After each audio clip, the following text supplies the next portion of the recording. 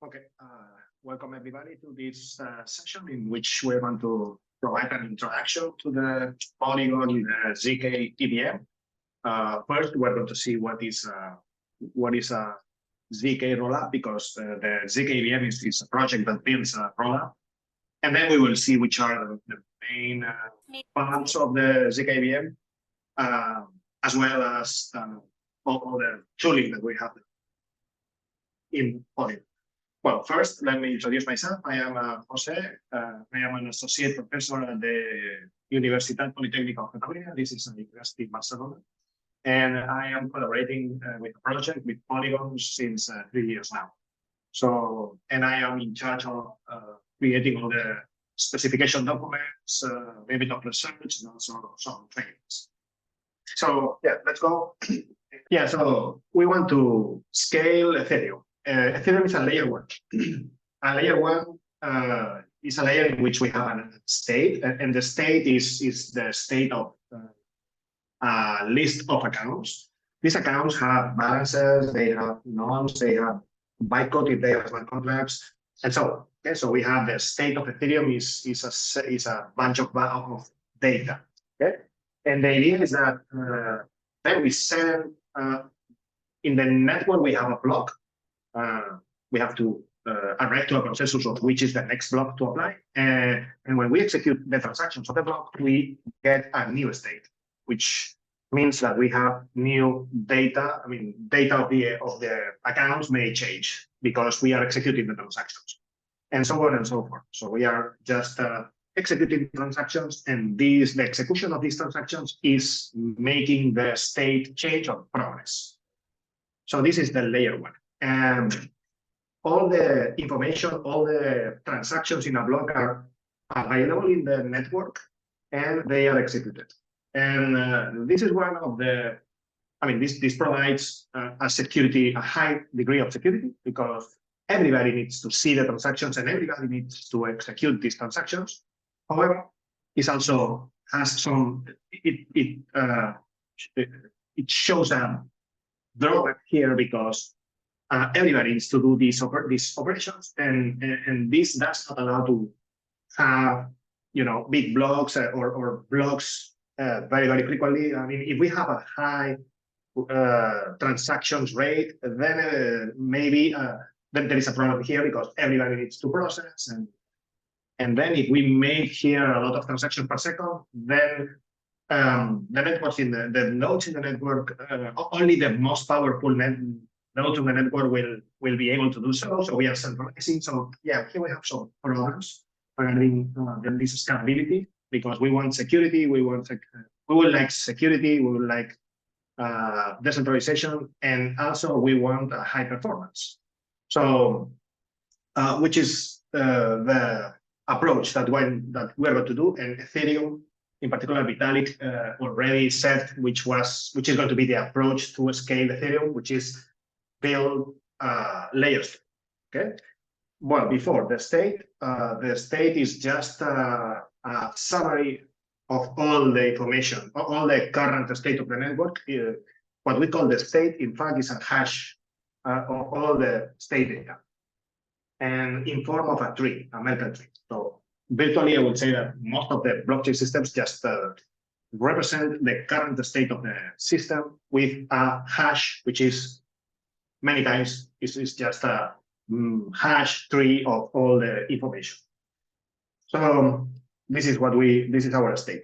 So yeah, as I was saying, there is the scaling approach of Ethereum is, okay, let third parties build some layer 2 systems, okay? And a layer 2 is essentially like a new blockchain system, it's a new chain of states. And these states, they are going to change also, because we have transactions that are applied to this state. So these are L2 transactions. And here we're going to have a list of transactions that we also apply to the state, and we compute the new state. The thing is that one way of scaling is that in these approaches of layer 2, only a few entities, they are going to compute this state. Okay, and we need to see how to make this secure also. So this is the idea, just to build a layer on top of layer one, which has its own state, its own transactions, and is secured by L1, by the bottom layer. So here I have a bunch of questions to answer, which is, okay, if I'm a user, how do I send transactions and who is going to receive this transaction? Okay.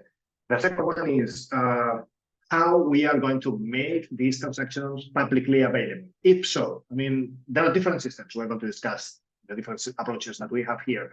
But yeah, if transactions have to be available, how do I make them available? Another question is, okay, who is going to process these transactions and how? How is going to, I mean, how is going to be the processing of these transactions? If everybody in the network needs to do this in a high frequency, I mean, then it is going to be hard to scale. So we are going to see some strategies so that only a few people have to process the transactions. Okay? And then what type of applications our layer 2 is going to support? I mean, it is going to be a simple layer, or for example, we can build some, I mean, we can just, for example, build a layer 2 for managing tokens, L17 tokens, for example, or are we going to provide the full capability of Ethereum? I mean, are we going to build a EVM? The layer 2 is going to be able to process transactions, regular Ethereum transactions that the Ethereum virtual machine will process. Okay. Well, this is the approach. I mean, at the beginning, most of the layer 2 were like simple layers, and now I mean, virtually all the layer 2s, they are able to process regular transactions of Ethereum. So now let's go to see how we can answer these questions and which are the options, and then we will see which is the approach of the Polygon zkEVM. So for how users they are going to send the transactions, they can send transactions unicast. I mean, we can have some node here which is going to receive the L2 transactions of all the nodes in the network. Okay, this is the unicast approach. In some way, it's centralized because there is an entity here receiving all the transactions. Okay, so so we are going to send the transactions to this node, and then this node will process them. We can also build a peer-to-peer network.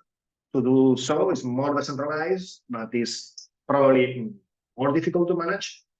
And then we can also relay on layer 1, and we can also send the transactions to a smart contract. Okay, and this smart contract is going to process all these transactions in some way. Okay, so this is the approach, the 3 approaches that we have. Later, I'm going to answer these questions. I mean, which is the approach of Polygon, and then okay, how layer 2 transactions are made available? Well, we have several options here. We can make all the information of the transactions available in the network, in the L1 network. And if this is the approach, then we call that this is a rollup, okay? Because there will be a transaction in layer 1 that will contain all the information of the L2 transactions. So we are rolling all the transactions inside an L1 transaction. So this is one approach. And when data is available in layer 1, we say that this is a rollup. Another option is just to not to put the data on layer 1, but just put a hash, a summary of the data in layer 1. And then we talk about validiums or optimism. So one option to put the data is put it on layer 1 on the field of the transaction, okay, that is able to carry data, which is the call data. The call data field is able to put data on the network. So if this is the approach that this is the approach with which most of the layer 2 stuff. Now, well, this is in the future, but this I would say is already already here, and most of the layer tools are starting to do some tests with this, or some of them are even more or less in production. Well, is to use Ethereum, build a system of data shards, which are chains in which we can post data. There is no execution there, it's just post the data. And well, most of the layer 2 systems, they are just seeing how to put the data of their layer 2 transactions inside these data shards, or what inside the data shard, what we have is a block, and the block inside has some transactions, which inside have what we call, which is a block binary large object, which is the transaction. Okay, so, and the idea here of data shards, or this EIP that is currently being explored by most of the layer 2s, is but the idea here, the main idea behind these data shards is that the data is deleted after some time. In Ethereum, we talk about 3 weeks. So, and this is what makes these transactions much cheaper than sending regular transactions in the cold data, which is supposed to be more expensive. So, well, talking about rollups is what I said. It's just that the layer 2 transactions, they are included in an L1 transaction.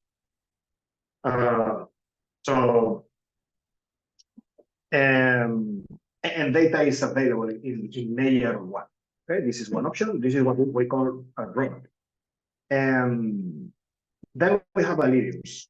A validium just doesn't post all the data in the L1 transaction, but just a hash. Okay, so the hash of the data summary.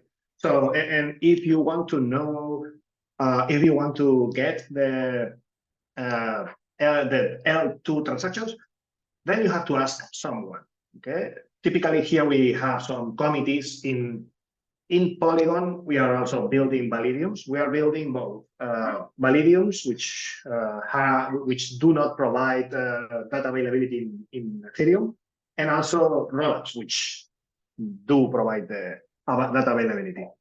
In our case, we have like what we call data availability committees, which are several. Here we have like several entities that they are supposed to be trusted, and when you ask for the data, they will provide you the data. Okay, but obviously this approach is less decentralized. That the data availability committee is more centralized, but is much more cheaper. I mean, because just recording the hash of the transactions in layer 1 is much cheaper than what the rollup does, which is record all the data. Okay, so this is the trade-off here. So now talking about who is going to process the transaction and how. Here we have like several options. I mean, to save resources, we can do the execution in a centralized way. I mean, there is an entity which is going to receive the transactions, is going to process these transactions, is going to compute the new state. So this is the centralized execution. So in this case, users, they're going to send the transactions to an L2 operator, which is a centralized operator. And then this is going to compute the new state. It is going to create lists of transactions. It is going to apply these transactions to the state, and then it's going to compute the new state. And in a smart contract, it will record all the sequence of states. However, this is an approach which is very centralized because it is. I mean, we cannot dispute the state computation to the operator, because the operator here is God, is powerful in the system, and there is no way to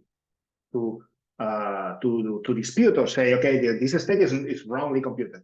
Okay, so this is an approach that is virtually followed by nobody, because there is no way to say, okay, I mean, there is no way to say this state is not correctly computed, the centralized execution here has, I mean, the operator has too much power.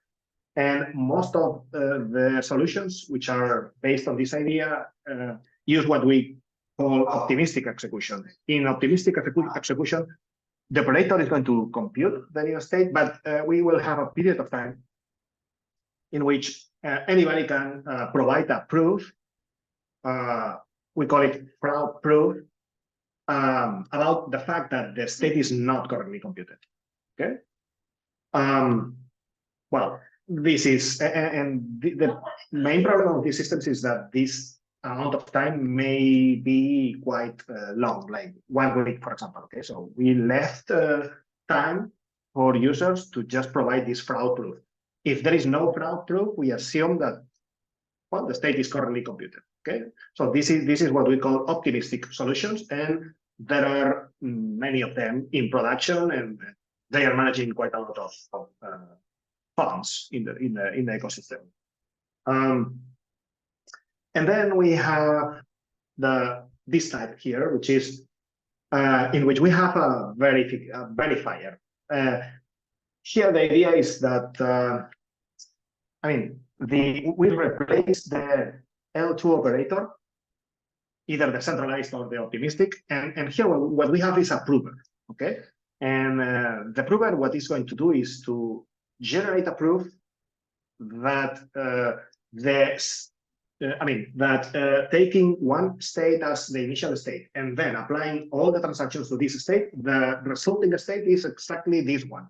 And I'm going to provide a proof that is sound. I mean, you cannot cheat. So provers are going to prove the validity of the execution, and these systems are cryptographically sound, which means that you can, and then we're going to talk a little bit about how we build these systems. But essentially, you cannot cheat. You cannot produce a valid proof if the change of state is not correctly. And the idea here is that is this prover who does the hard work here. And so the heavy work here is by the prover. I mean, the proving process is quite resource consuming. It is going to consume quite a lot of CPU, RAM, memory RAM, and also CPU. So, but then the verification, the prover produces a proof. Okay, produces a proof, and we also, this is the proof, and we also send the transactions, the L2 transactions, and then the thing is that a smart contract can verify that the proof is correct, and essentially that the state change is correct. So the verification process is really light. It's so light that a smart contract in layer 1, I mean, a smart contract in Ethereum can verify that the proof is correct.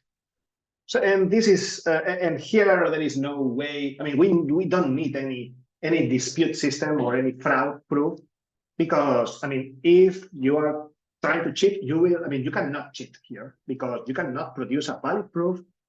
I mean, you cannot provide a proof you cannot provide a proof that is proving a bad state or an incorrect state. And the cryptographic techniques that we use here are the zero-knowledge technology. Despite we don't really need zero knowledge, in meaning that here the application is not privacy. There is nothing private here. I mean, the transactions are public, the current state is public, and the new state that I'm going to compute, it is also public. Okay, but we are using zero-knowledge technology because it allows us to prove that the computation was well done and is sound. You cannot cheat.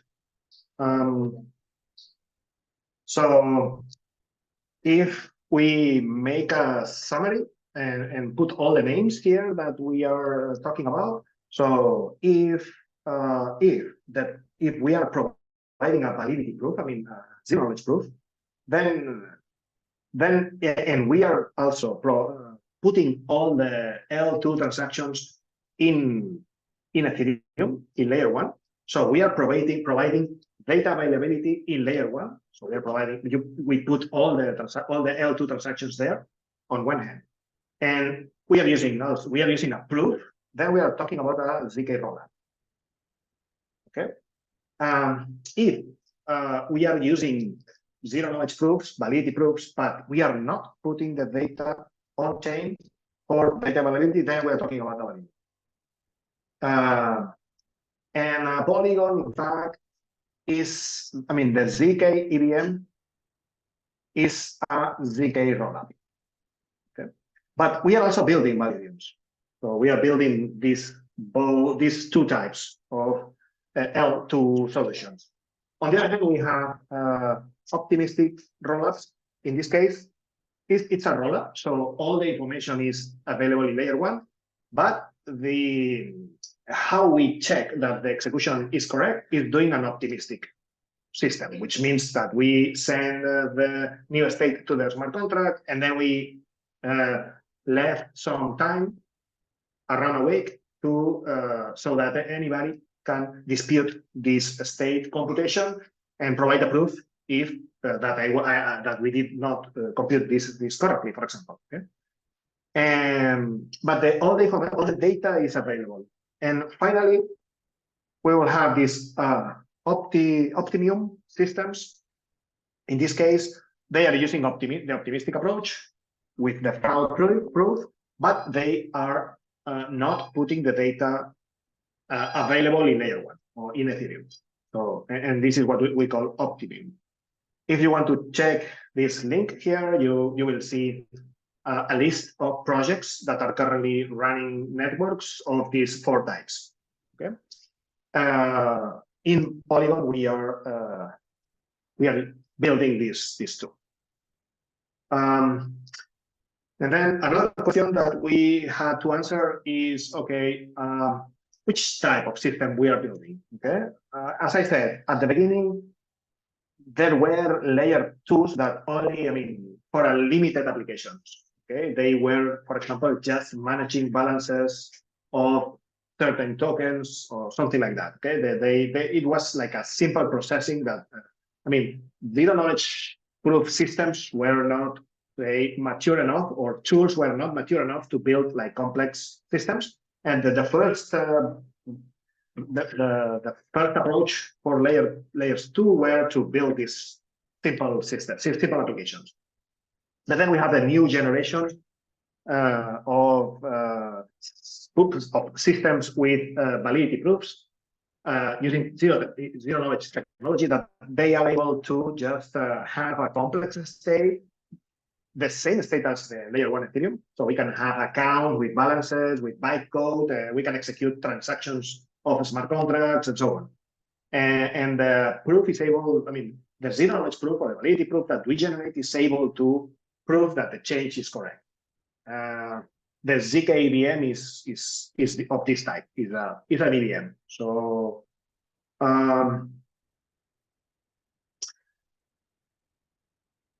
so answering the questions for the Polygon zkEVM. So how we manage L2 transactions?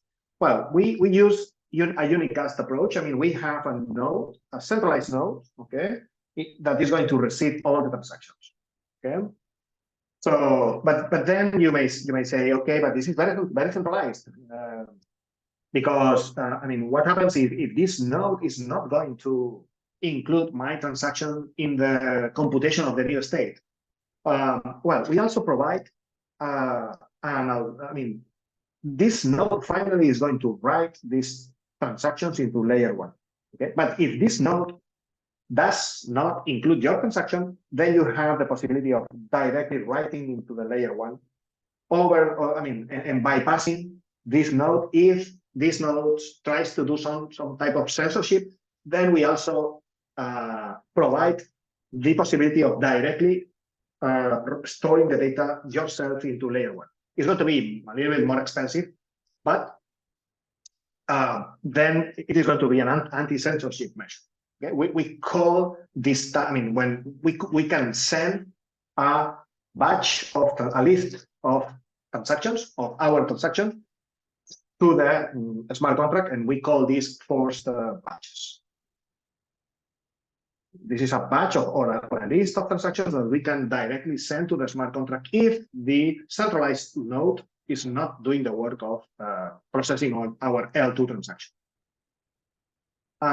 Then, how are transactions made publicly available? In our case, we are a rollup. I mean, we are building both Validiums and rollups, but the zkEVM in particular is a rollup. So data is available in layer 1. I mean, answering the question, who is going to process the L2 transaction?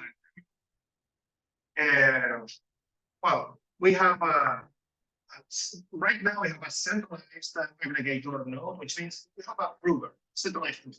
We have a system that is going to be able to generate them.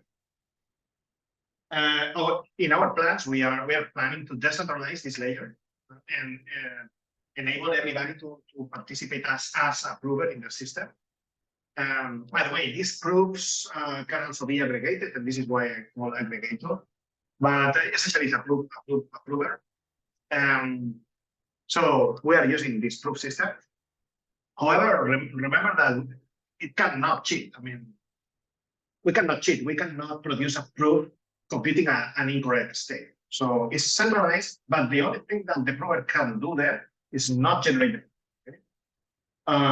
In the future, we will decentralize this, and if one aggregator is not generating the proof, then another one will. So, but right now, in the architecture, our aggregator is just is a centralized piece here, but it's quite easy to decentralize. But we will do it at some point. And then, yeah, what type of application do we support? We support everything. We support an Ethereum virtual machine, so we support essentially anything that the layer 1 of Ethereum supports. So, yeah, going to the architecture, I mean, how we are going to build this system. This is a diagram of our architecture, which has, as you see, different pieces here. So this is our node. Let's say this is the node that is receiving the data. Okay. Well, inside, well, this is the node, and then this node is also sending information to layer 1. Okay. So in the center, we have layer 1. I go to this diagram in a minute, but let's see it in a unfriendly way. Let's say, let's see which is the flow of processing an L2 transaction. And so here we have the user, and the user essentially is going to send the transaction to our node. Okay, so this is our node. Okay. Well, if we are not processing the transaction, he is going to be able to directly send the transaction to the smart contract in a forced way. This is just if needed. Okay, so we provide some anti-censorship here. But we send all the transactions to the node, and the first piece that we have here is a JSON RPC, which is a block just answering. I mean, is receiving the transaction and answering this transaction, saying, "Okay, I received your transaction. It's okay, or it's not okay, or whatever."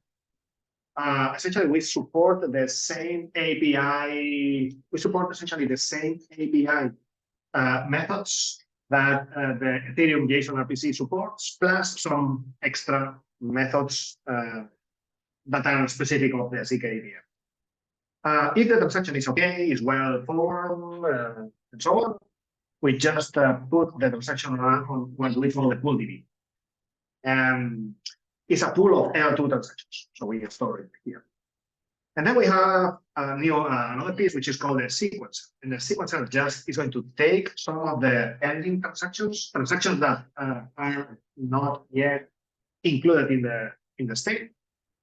And yeah, it is going to create what we call is a batch of transactions, a list of transactions. It's going to decide a list of transactions. And it's going to send these transactions to the prover. Okay, and the prover is going to take the current state. The current state, essentially, we have a database which we call HashDB. But this database, the HashDB, stores the current state. all the information of the current state. So the prover takes the current state, takes the bunch of L2 transactions, then generates a proof, and then sends this proof to the layer 1, in which we have a smart contract that is called the Polygon zkEVM. It's a smart contract that receives the proof, the previous state is I, and the new state is I plus 1. And the smart contract verifies that the proof is correct. I mean, and also receives the L2 transactions.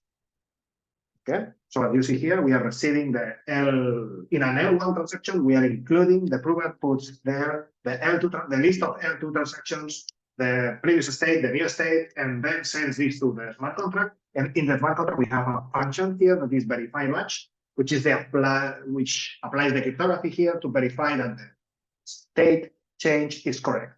And there is no way in which the prover can cheat. This proof will, in an irrefutable way, will say that the state change is correct. And this is in a high level what happens. In a more detailed way, if you want, this is what happens in the architecture. So the user sends the L2 transactions to the RPC, JSON RPC. The JSON RPC stores the transaction in the pool. Then the sequencer reads the pool, getting transactions, decides an order, and then store this information into the stateDB node. The stateDB stores the state of the node. Okay, so we are storing here that we are going to process. We created a batch. The sequencer, what it does is close a batch, decide which is the next list of L2 transactions that are going to be part of the state. And then the prover, essentially, just reads this database and sees, okay, what I have to prove, generates a proof. And for generating the proof, it may need to know the current state. So maybe it's going to also communicate with this prover with the HashDB, which contains the data of the current state, generates a proof, changes the state. So it is going to also write this HashDB because the state is going to change. Finally, leaves the proofs here in the stateDB, and then we have what we call the sequence sender, which essentially goes to the database and sees if there is some something that needs to be sent to L1. In this case, the list of transactions and the proof, and takes this information and then sends this to this manager, which essentially takes a look at the network and sees when is a good moment to send the transaction. I mean, checks the price and so on, and finally writes the information in the smart contract. And when the information is written into the smart contract, we have also a synchronizer, which is monitoring the L1 network and says, okay, the proof is already registered. And then we write also this information into the stateDB database. And we just put the check that, okay, this batch of transactions has been proved and included in the system. This is a simplified flow because, I mean, it's not exactly like this. I mean, but I wanted to simplify a little bit. But in most of the systems, the sequencer also sends the transaction to the network. I mean, we first decide the order, send a transaction to the network, just defining the order, and the proof comes later. Okay, most of the systems do like this, I mean, in 2 steps. I just wanted to show you a simplified version, but the actual version is first, it has a sequence step that is recorded in layer 1, and then the proof is made later. I explained here like together to simplify it. And then here you have the explanation that of what I already said. So this is in a high level what the zkEVM does. And now I want to talk a little bit more about how we build the proof.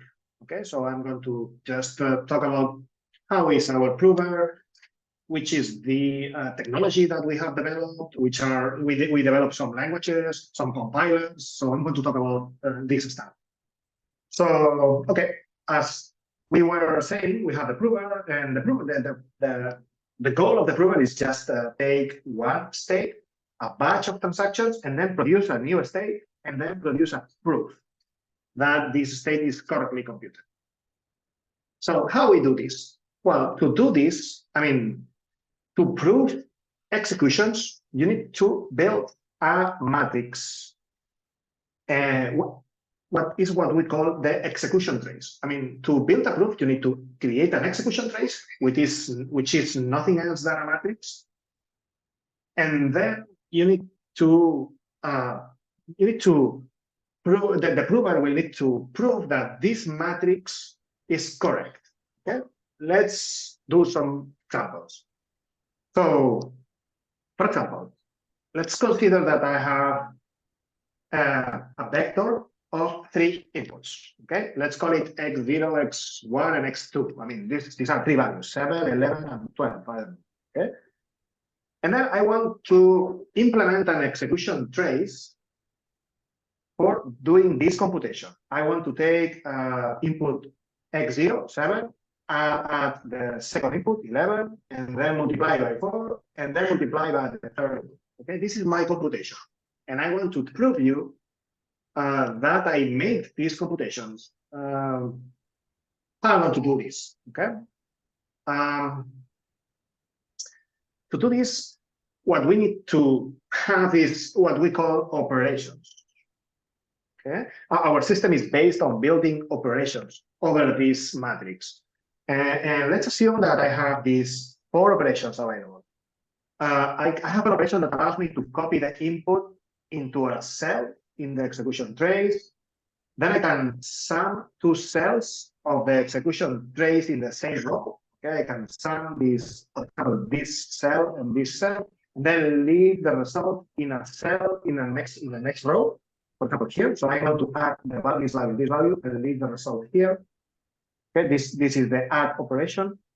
Then I have another operation. I mean, these operations are arbitrary. Okay, so I'm just putting an example. So then I have this operation times 4, which takes the value of a cell, multiplies this value by 4, and then leaves the result in a cell in the next row. And then this is times 4, so it's multiplying by 4. And then I can have the mul operation, which takes 2 cells in the same row, and then leaves the result in a cell in the next row. Okay, so let's see. It's just an example of building an execution trace for doing this computation in which we have these 4 operations available. Okay, this is the idea. So one thing that we have to decide when implementing this is, I mean, how is going to be this execution trace? I mean, how many columns do we will have? How many rows? Okay, so rows and columns are important. Sometimes we call register. I mean, instead of column, we are going to use the word register. Okay, so in the zkEVM, we are also using some registers in the execution trace that allows us to prove the execution of L2 transactions. We're going to use some registers. In this example, we have 3 registers, A, B, and C, or C columns, or 3 columns, if you prefer. But I'm going to name them interchangeably. And then let's see which are the operations that we are going to have here. So let's consider that we have this input 1, 2, 5. Okay, this is the input of our computation, and this is like our program. This is what we are going to have. Okay, well, but the program is given in this form of an equation, but I need to transform this program into a sequence of instructions. So Yeah, so let's see which is the program to do this. Okay, this is the program. So first I need to copy the first input. I need to copy to the first cell in the first row. So I copy the first input here. I copy the second input here. So I will have operation. I have the copy operation here. And then I just call the add operation, which adds these two values and leaves the result into the next row. And then I call the times 4 operation, which multiplies by 4 and leaves the result into the next cell. And then I call the mul operation, which multiplies these two values and leaves the result here. Okay, and this is the result of my operation, and this is my program. So if I execute this program with these inputs, I'm going to obtain this result. The thing is that I need to convince you that I created the correct execution matrix. If I convince you that I used the correct execution matrix, then you will convince that the computation is correct. And the idea here is that I'm going to be able to convince you that the execution was correct, providing you some information, and obviously you are going to need much less computation effort to verify. Okay, the thing is that the prover has to do a lot of work, has to generate this execution matrix, and has to do a lot of stuff, but the verifier does much less work. So let's put some names here. You may observe that we have, I just put the column C is in another color, and this is because this is the execution trace. This is the execution trace for the inputs 1, 2, 5. Okay, but if I change the inputs, obviously the execution trace is going to change. Okay, because well, I have now 5 is my input, 3 is my other input. Then I'm going to do all the operations. I'm going to run the same program, but over different inputs, and columns A and B, they're going to change, okay? Because we have different input values. But column C is not changing, because column C is just part of the computation. Every time I use times 4, this 4 value is fixed, okay?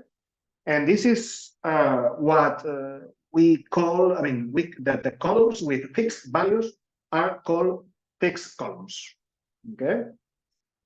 While the columns that change when we change the inputs, we're going to call them witness columns.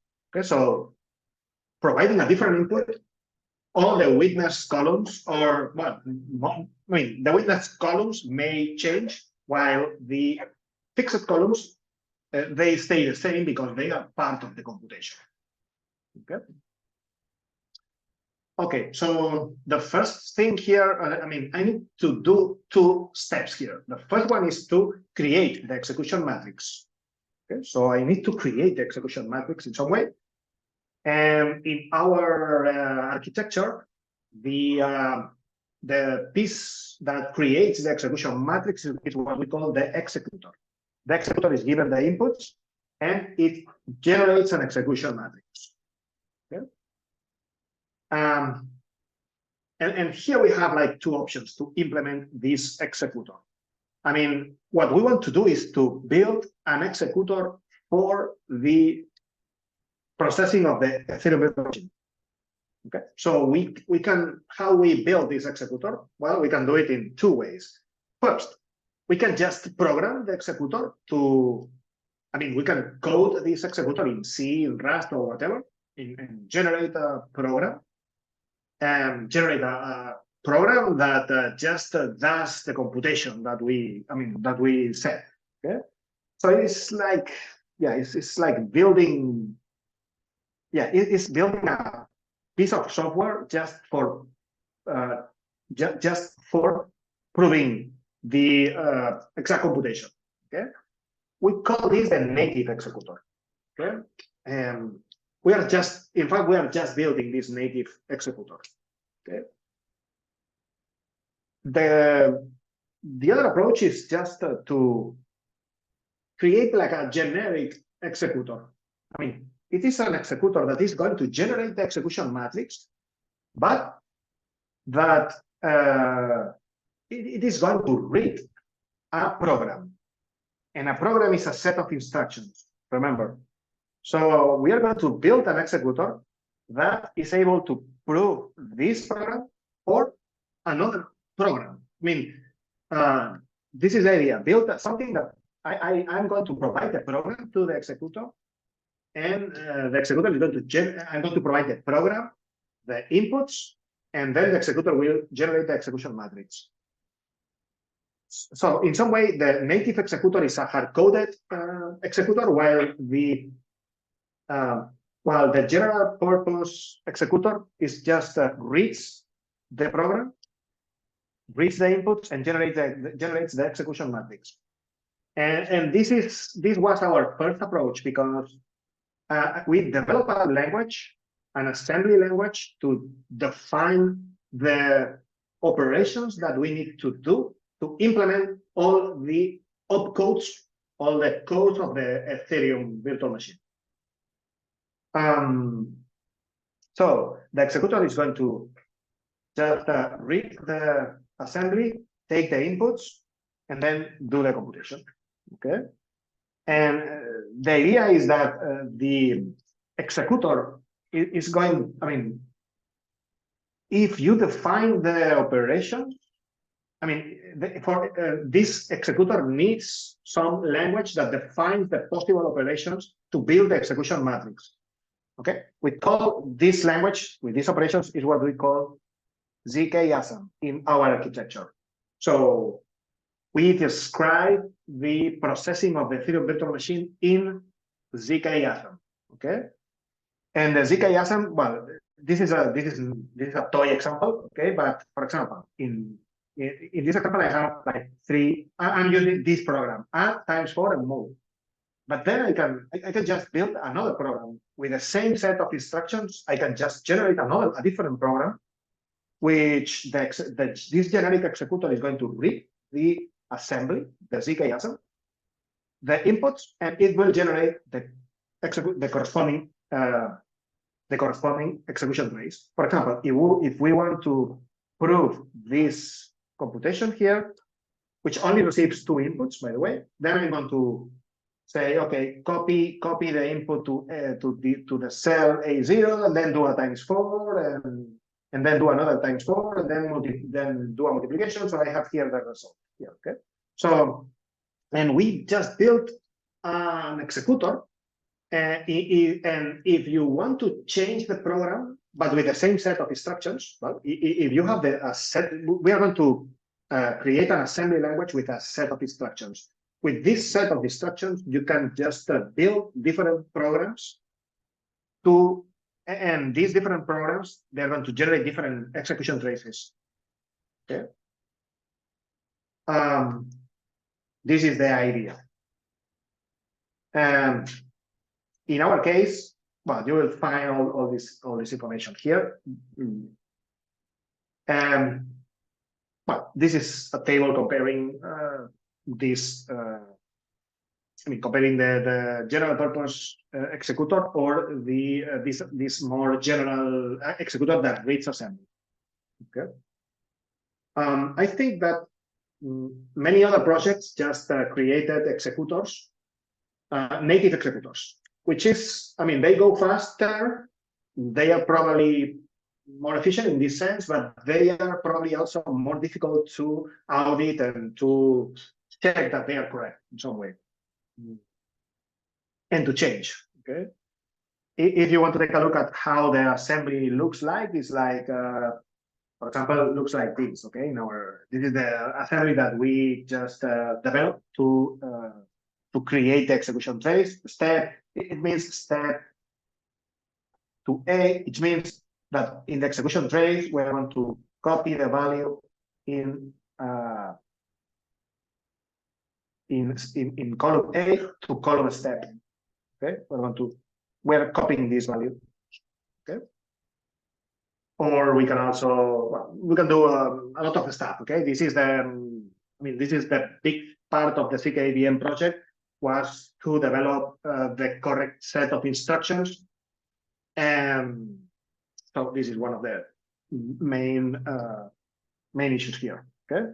So yeah, we develop a language, and yeah, providing the language, we have a compiler that just generates an instruction file that the executor is going to read. Yeah.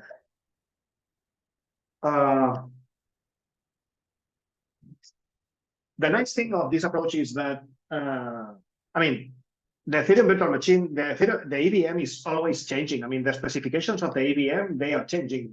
They are changing all the time. So with this general purpose executor, the idea here is that if we have to change some behavior in the processing of the transactions, we don't need to rewrite the executor. We just need to change the assembly program that we built to prove the transactions. And this is much easier and quick to change and quick to audit than modifying the program, this native program. Okay, so this is why we did in this way. Each time we change the behavior of our processing, which is made to be closer and closer to the Ethereum virtual machine, we generate a new version. In our case, the versions are called the fork ID. Okay, the fork ID in the zkEVM, this is the version of the program that processes the L2 transactions. And we are generating new fork IDs to introduce, I mean, to go closer to the EVM and maybe to introduce some, or to make our processing more optimal or so on. Okay, but we have this execution trace, okay, but how do we prove that the trace is correct?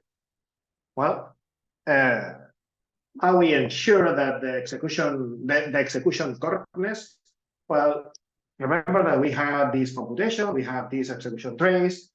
We ensure that the execution is correct with constraints. We have to make sure that the table, that the execution trace, that the matrix is fulfilling these constraints. In this case, we're going to copy some inputs, and then we are calling the add operation. Okay, the add operation also is using or is enforcing this constraint here. Okay, that A1 should be A0 plus B0. Okay, so this value should be the sum of these two. And then if I use a times 4 here, I mean, each operation enforces certain constraints. Okay,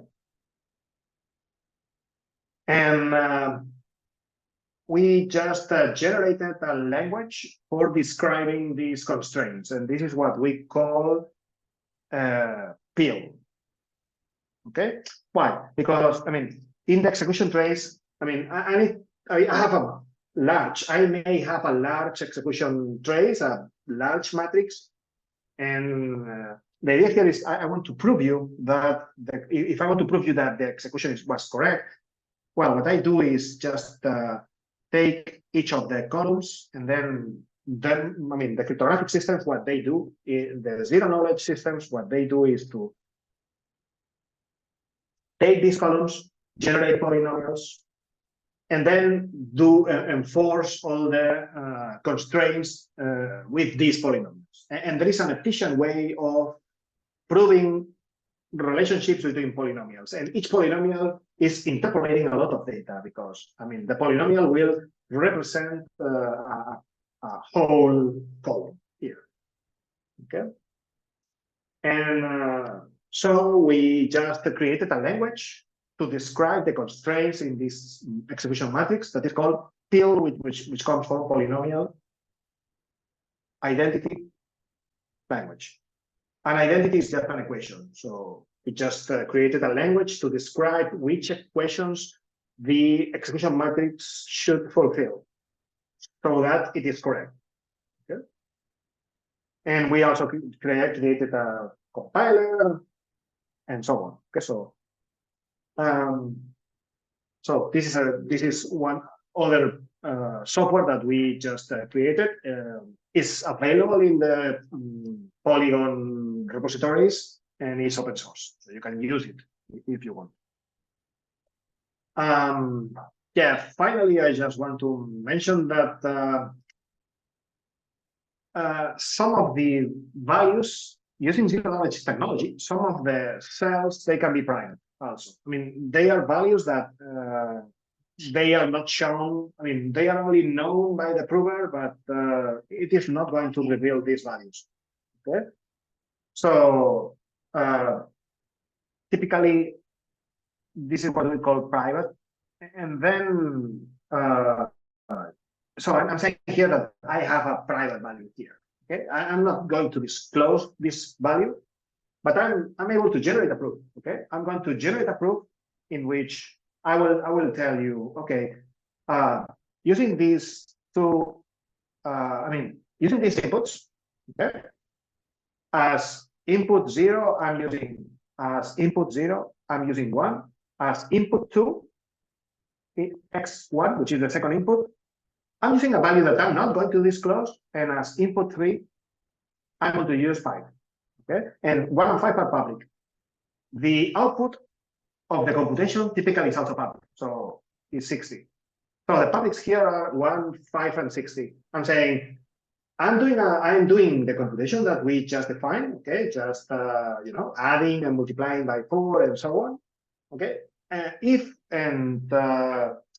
one of the inputs, I'm going to keep it private, but I know it. Okay, but I'm not going to show it to you. But if I do the computation, I know if I created the execution trace and the output is 60. So I know, I'm saying to you that I know this value, but I'm not going to show you. I know the value here that when you compute, when you do the computation, the output is 60. Okay. So we can do proofs with some privacy too, using zero-knowledge.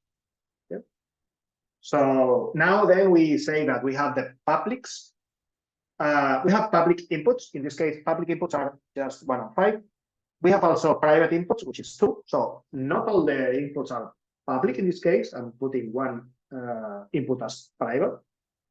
The output typically is public. So we have 60. So if I say the publics are 1, 5, and 60.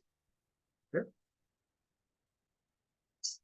And essentially here is, I'm going to just give you the high level, but essentially to the cryptographic backend that is going to generate the proof, you just give the constraints, you just give the witness columns and the fixed columns. So you provide all the constraints that the execution matrix should fulfill. You provide the witness columns and the fixed columns. I mean, you provide the execution matrix, which in our case, it will come from the executor. The executor will provide these things here. Okay, we provide the constraints, and the cryptographic backend is going to generate a proof and the publics and the proof and the verifier in a very succinct way, in a very this information is going to be small, and also the processing that the verifier needs to do is also small. The verifier can say, okay, this is correct or this is not correct. Okay. Just to give you some numbers, in our case, the proving system is rather complex, but the last part of the prover is what we call we are using this protocol, the FPLONK, and the smart contract is just consuming around 200K of gas of execution to verify a batch of transactions, even several batches of transactions, which are very, very small computation effort. We are verifying a very big amount of resources. I mean, we are verifying a really complex computation. So, as I more or less mentioned, our approach is to prove the Ethereum virtual machine opcodes. I mean, in the Ethereum virtual machine, there's a set of instructions or opcodes, and what we are doing is to implement all of these EVM opcodes with our smaller opcodes, let's say, okay, which are our zkEVM opcodes. So we have in some way, I have a set of micro instructions that are able to implement all the instructions of the Ethereum virtual machine. And finally, we are generating these execution traces. And then the program, with the execution trace and the constraints, we are able to generate a proof that is sound, that there is no way to cheat there. So for every transaction, we just prove all of the operations that these transactions involve. Vitalik made a post about zkEVMs in general, or layers. Well, yeah, zkEVMs in general. And yeah, I mean, you can build a zkEVM type 1, which means that you are using exactly the same, I mean, you are exactly like Ethereum, which means, for example, that the state is built with the same hash tree as Ethereum. In the case of Ethereum, for example, they are using a Patricia Merkle tree. If you're a type 1, then you should represent the state with a Patricia Merkle tree. The problem is that this tree, for example, is not very, I mean, you need really a huge execution. You are going to consume a lot of the execution trace for proving this tree. It's not efficient to prove this tree in zero knowledge. Because of the hash function, for example, that is using, which is SHA-256, is not friendly with the zero knowledge technology. So there are hash functions that are more friendly, for example, Poseidon. So then you are a type 2. I mean, type 2 systems they just process transactions the same as Ethereum, but they do some internal changes in how they represent data, for example, how they store the state. This is our case. We are targeting a type 2. So essentially, we are a type 2. Maybe some small things are missing, but essentially, we are a type 2. Which means that we change some internal structures to make these structures more friendly to proof, which means consuming less space into the execution trace. Then you have type 2.5, which are zkEVMs that they change, for example, how they, I mean, certain operations maybe they are not so costly in Ethereum, but if you want to prove the execution of this operation, it may be very costly. I mean, the cost is not the same as in Ethereum, that in our system, because maybe an operation is easy to do, easy to process, and is cheap in Ethereum, but in our case, maybe it's expensive. So type 2.5, they are also changing the cost schema of Ethereum. I mean, they are changing how much operation costs. I mean, in Ethereum, you measure the cost of operation in gas, so they are changing the gas that certain operations consume, because proving these operations is expensive, so they are making changes in how they account the gas. Well, this 2.5 is not exactly as Ethereum, because if you change the gas schema, this has some impact. A transaction may be processed differently if the gas is one, if we are using one schema for another. So in our case, we prefer to stay with just type 2, and we are not changing the gas schema. Type 3 is when you just change a little bit, change the, there are changes, okay? But you do these changes to be more efficient, okay? But the processing is not exactly as the Ethereum virtual machine. So there are some changes. And then type 4 is when you are compatible in a higher level. In Ethereum, you typically write the smart contracts in a high-level language, like this Solidity. And then you compile this to the instructions of the zkEVM. In our case, the Polygon zkEVM is compatible at the opcode level. Okay? But there are other solutions that are compatible only at the Solidity level. Okay? Behind the scenes, they do whatever. I mean, they can do whatever. They can perform differently. Okay? So this is like the approach that is more far from the EVM.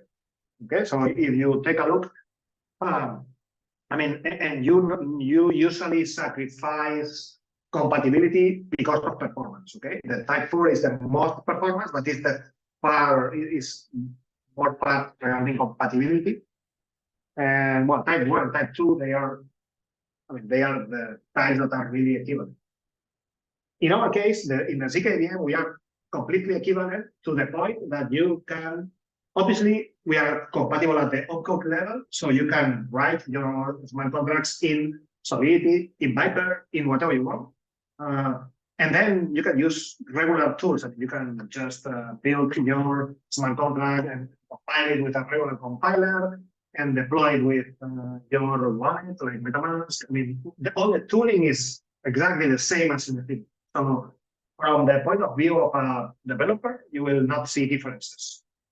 I mean, there is a proving system, a complex system behind the scenes that is just, proving the execution of the transaction. But for you, as a developer, you just create a regular smart contracts and that's it. Yeah. I just wanted to, if you want, you can go to our repos to see the pill. The pill is probably the most complex part because, I mean, if you put or if you don't put a constraint, it may have a great impact into the security. So you must be sure that the constraints that you put, the constraints that define the correct execution trace. Yeah, we have audits here also of this part.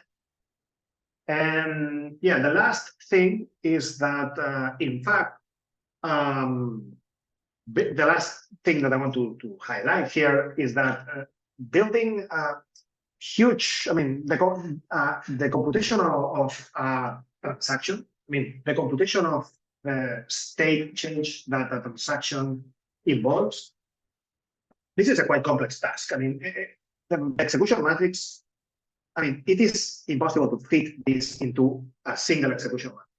So essentially what we have is, we have multiple execution matrices, and then we are able to connect them. Okay, so we do a computation here, and well, we are doing some computations here, and maybe I need to do a hash, for example, here. I just put the data here, and there is another thing, what we call them state machines, because this is like a, if you see the execution matrix is like a state machine that is changing the state according the processing of the transactions. Well, we call them state machines. You can also call them sub-execution matrices, whatever you like. So, and then they are specialized in proving certain operations. Okay, and then what we do is just check that rows in these two matrices match, and then it means that okay, this is correct. Okay. So, well, and right now our system, I mean, you need to define which are the columns, okay, and you need to define which is the number of rows, okay. Currently, we are working with 2 to the power of 22. So we are executing. We have a bunch of matrices, a bunch of columns which are polynomials, and a bunch of rows. Okay? But the thing is that this is like fixed in some way, because I mean, when we receive a list of transactions, we need to make sure that they fit into this fixed structure. I mean, so, and this is why we do some pre-executions. I mean, we check that when if this list of transactions is going to fit in the structure of matrices and sub-matrices of execution traces that we have. And so for doing this, we need to do some pre-execution here to make sure that they fit. Currently, we are just developing a system that can generate as many, I mean, that is able to generate different the matrices that we need to do the proof. Okay, this is called BlocSoc, variable degree compositable proofs, and we are also adapting our PIL language. Okay, we are developing PIL too, so we are developing here some tools to be able to generate the execution matrices necessary to prove anything. Okay? But right now we have like a fixed space, and we need to check that the transactions fit there. And yeah, this is a summary. I mean, in this presentation, I just did a general overview of the of what is a layer 2, which different types are there. Then we talk about the approach of Polygon. And then we spend some of the time describing in a high level how the prover works. And in a high level, the prover works as we said. We just in the prover we just provide the private inputs, the public inputs, the assembly program, and the build specification. And essentially, we have this piece, the executor, which takes the inputs, private and public, the assembly program, and then generates the columns of the matrix that are binary, which we call them witness columns. These columns have to be generated per proof. So anytime we generate a proof, we need to generate these columns. Then we have fixed columns. Well, this is just a setup phase. I mean, if you have a times4 operation, we know that in this fixed column, here we have a 4, and this 4 is going to be for all the computations, all the inputs that we do. So different proofs for different inputs. This column will stay the same. So it's a fixed column. So what we do is the executor runs in a setup phase, just reading the assembly, and then generates the fixed columns. And this is only done once. I mean, and then each time, as inputs here, we are providing L2 transactions. So each time we provide a different set of L2 transactions, then we are generating different witness columns that they change because we change the input. And then we need to prove that the execution trace is correct. So here we have the cryptographic backend. Okay? We just, well, in this small session, we just see it as a black box. But essentially, we provide the build specification, which is the constraints. Well, we have to compile this and put it in a correct format for this box. But essentially, we just provide the constraints. The constraints are going to be always the same. So we generate these constraints in a setup phase. And then in the cryptographic backend, we just put the witness columns, the fixed columns, the constraints, and the backend produces a proof and a set of publics, which are inputs and outputs that are public. And then the verifier just operates with the proof and the publics and says okay or not okay. Yeah. And in our case, this verifier is a smart contract in layer 1. This is the general overview of the zkEVM, and we talk a little bit about how the proving system works. Okay, the project has still more pieces. For example, we have a bridge to send Ether or tokens to our layer, and then you can also send these assets back again to layer 1. So there is communication here between layers, but this is another topic. So, but we also have an implementation of a bridge. And now we are just building like a layer that allows to create different layers, layer 2, and then connect them. And we call this technology the aggregation layer, and this is what we are actively working right now. And well, that's all regarding this introduction to the zkEVM, and mainly to the proving system used in the Polygon zkEVM.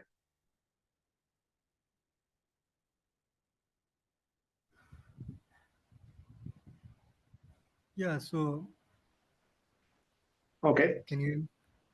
Yeah, I can hear you.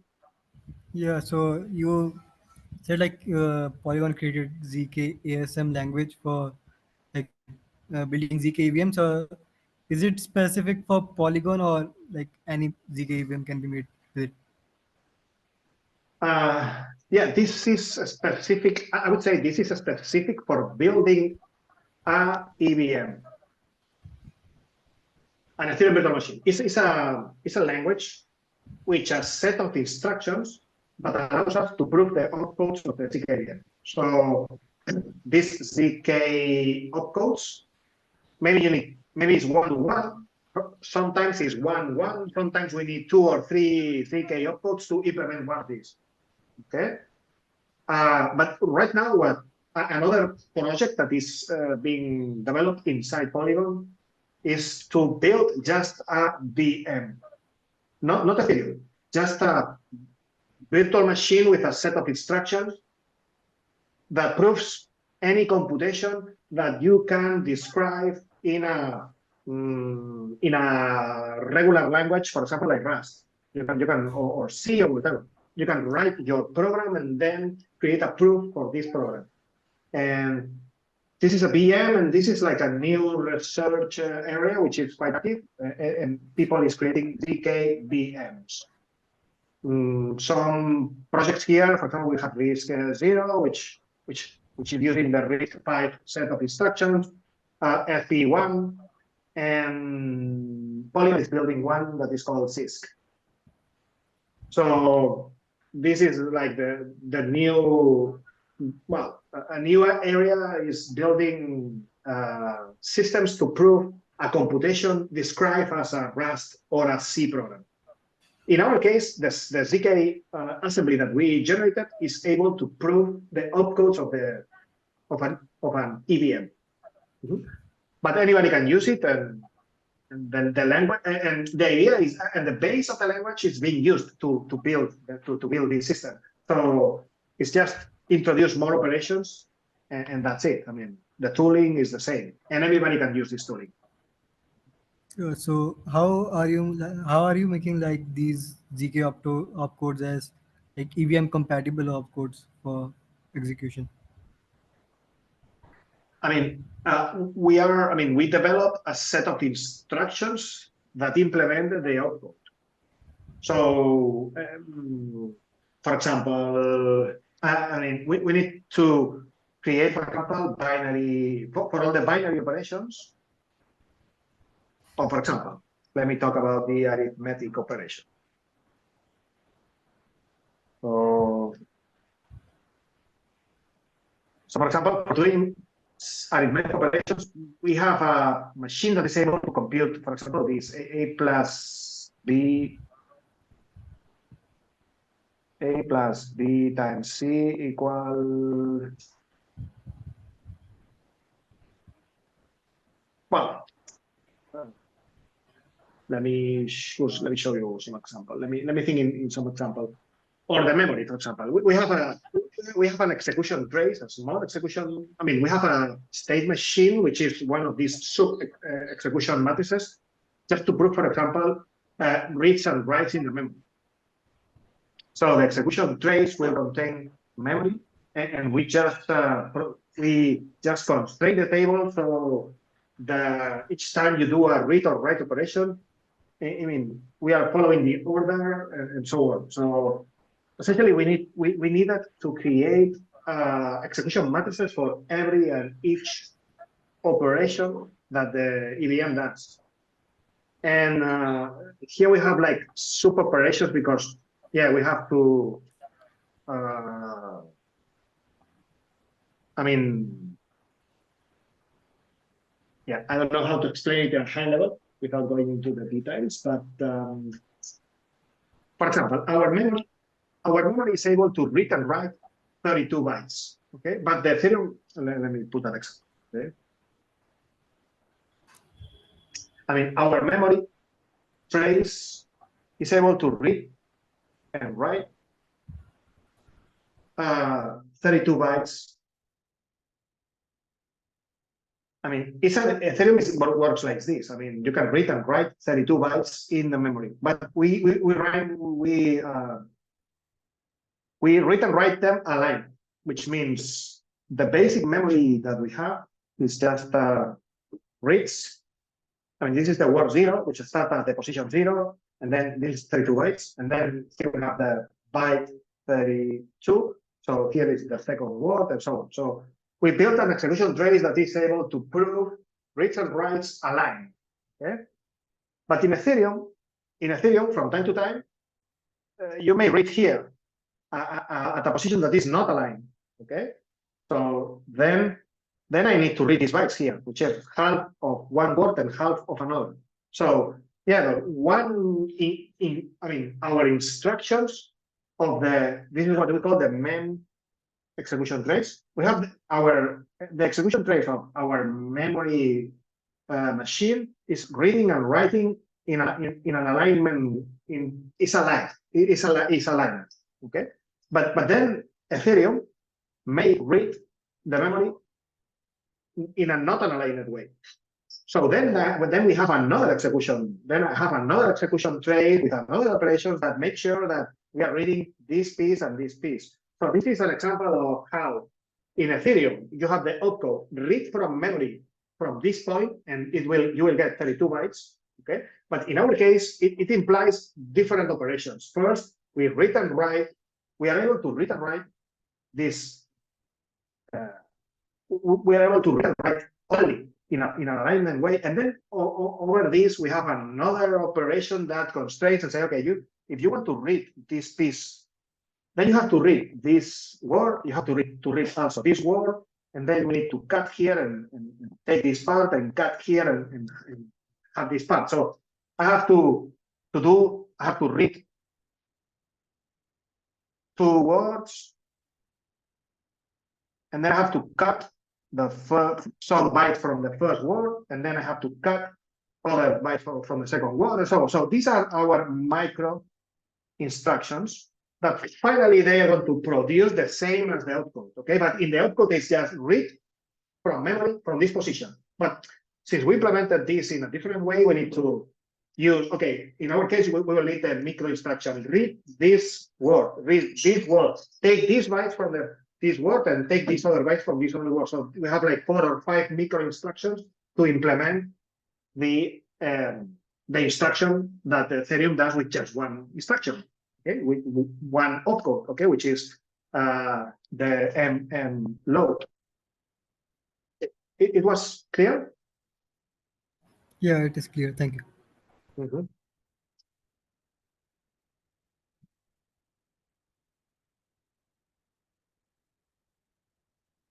Okay. If there are more questions, if not, it was a pleasure.